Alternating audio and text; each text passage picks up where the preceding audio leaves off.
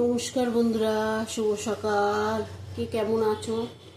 আশা করি সবাই ভালো আছো, আমিও ভালো আছি।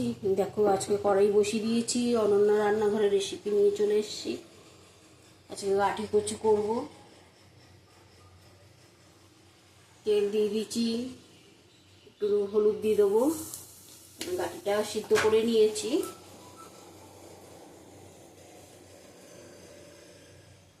গাঁঠি দিয়ে দিলাম।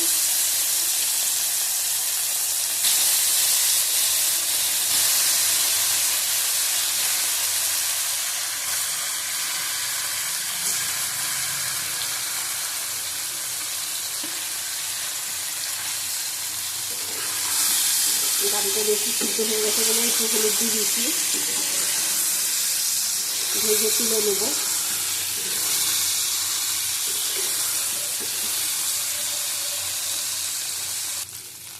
দেখো, গাঁঠিটা ভেজে নিয়েছি হালকা, এবার তুলে নেব। দেখো, কড়াই বসিয়ে দিচ্ছি, দুটো তেজপাতা দিয়ে দিলাম,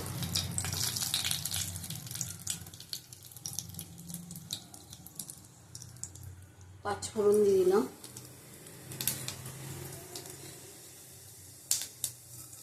এক চামচের মতো পাঁচফোড়ন দিলাম। পাঁচফোড়নটা ভালো করে ভেজে নেব। তেজপাতার পাঁচফোড়ন,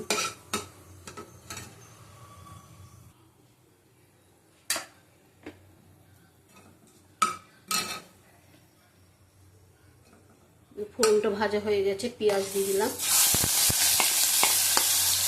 লঙ্কা দিলাম, ভালো করে আবার ভেজে নেব।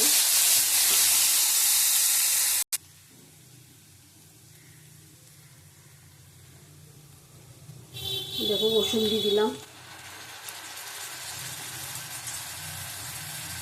আদা দিলাম, টমেটো কুচানো দিলাম,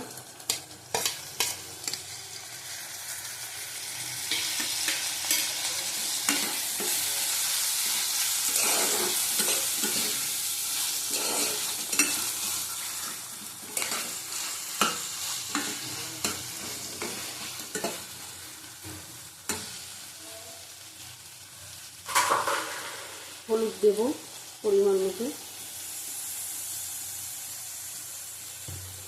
অল্প করে জল দেবো,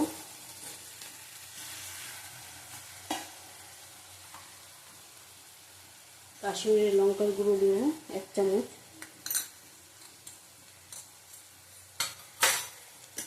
নুন দেব,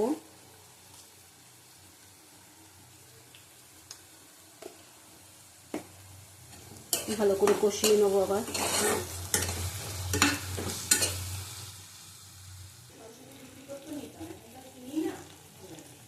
দেখো, একটু জিরের গুঁড়ো দিলাম 1 চামচের মতো, ছোটো চামচ 1 চামচ। আবার ভালো করে কষিয়ে নেব।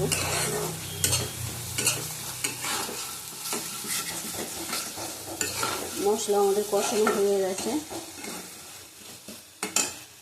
কচুটা দিয়ে দেবো, গাঁটি কচু।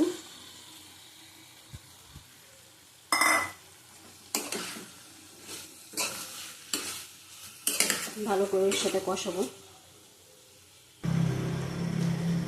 দেখো, আমার কচুটা কষানো হয়ে গেছে। 2-4 দানা চিনি দিলাম,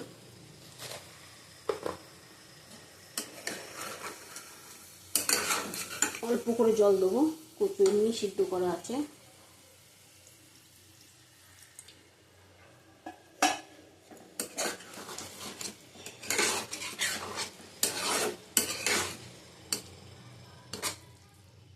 এই তরকারিটা পুরো শুকনো হবে। এই তরকারিটা তোমরা 2 রকম করতে পারো, একটা পাঁচফোড়ন দিতে পারো আর একটা পাঁচফোড়ন বাটা দিতে পারো, ওটাও খুব ভালো লাগে খেতে।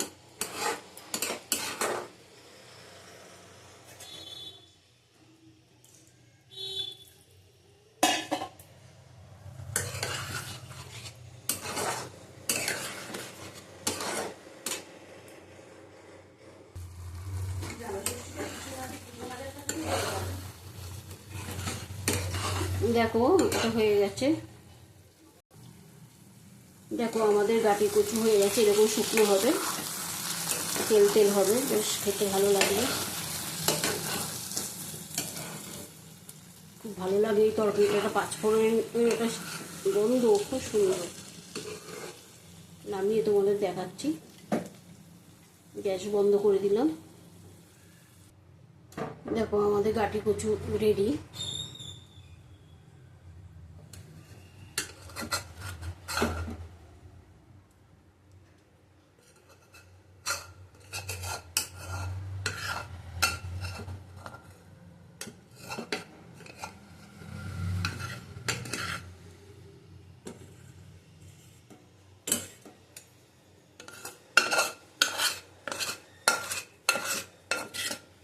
গাটি কচুটা এবং তেল তেল একটু হবে, খেতে ভালো লাগবে। এটা দিয়ে তোমাদের এক থালা ভাত খেয়ে নিতে পারবে তোমরা।